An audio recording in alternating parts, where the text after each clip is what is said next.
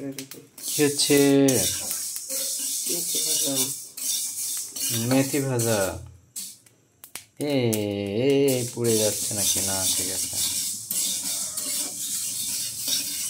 মেথির সঙ্গে আরো কিছু নিতে হবে। মেথির সাথে মরি সাথে না, সব আলাদা।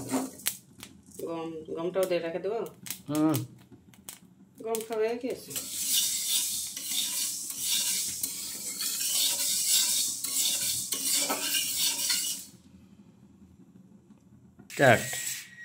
ঠিক মেথির মতো করে ওই জিরা, কালো জিরা, তারপরে জামুন, এটা এই মাছ, এটা জামুন, এটা কালো জিরা, এটা মেথি, এগুলো ভাজা অলরেডি কমপ্লিট হয়েছে এভাবে। এরপরে এটা কি মোহরি ভাজা হবে।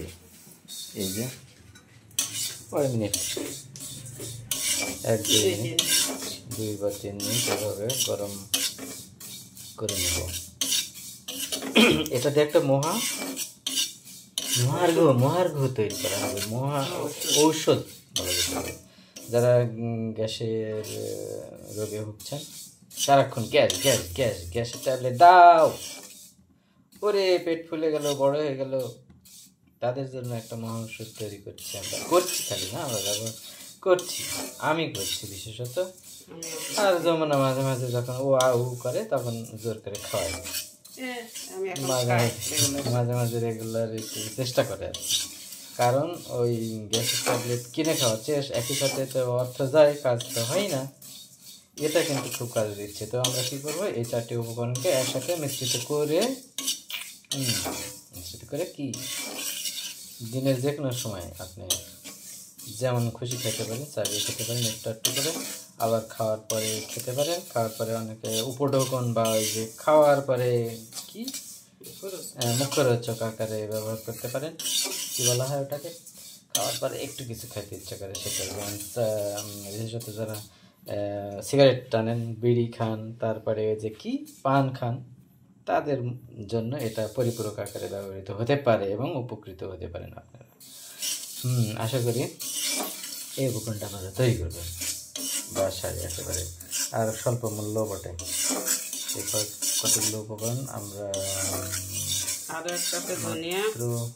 হ্যাঁ, এর সাথে আরও একটু উপকরণ অ্যাড করলে আরও একটু স্বাদে বাড়ে। হ্যাঁ, সেটা হচ্ছে ধনিয়া আমরা সমপরিমাণ নিতে পারবো। তাতে করে কী হবে, একটু খেতে ভালো লাগবে। আর এগুলো কিন্তু খেতে অতটা যে আপনি মজাদার লাগবে তা নয়, একটু তিতা ভাব থাকবে, তিতা লাগবে হালকা, তবে তা বেশ কার্যকর। আর এই জন্য আমরা তৈরি করছি। এই হচ্ছে ধনিয়া। এই ধনিয়াগুলোর মধ্যে কিন্তু একটু ময়লা আছে, যার জন্য আমরা এটা পরিষ্কার করে তারপরে ভাজবো। এখন ভাজছি না, এটা ভাজাটা দেখাচ্ছি না আপনাদের। আর ধনিয়াকে কি বলে, এটা কিন্তু পানের সঙ্গেও খাওয়া যায়। আর এগুলো সবগুলোই পানের সঙ্গে খাওয়ার যোগ্য উপকরণ। যেমন ওই যে কি ওটা ছোট ছোট জাউনকে দেওয়া হয়, তারপরে কেউ মোহরি ব্যবহার করে। সবই এক কথায়, এগুলো সবই হচ্ছে মশলা। বা মশলা সাধারণত খাওয়া নিষেধ বলা হয়, বেশি মশলা পেটের ক্ষতি করে, কিন্তু এই জাতীয় মশলাগুলো বেশ উপকারী। ধন্যবাদ সবাইকে।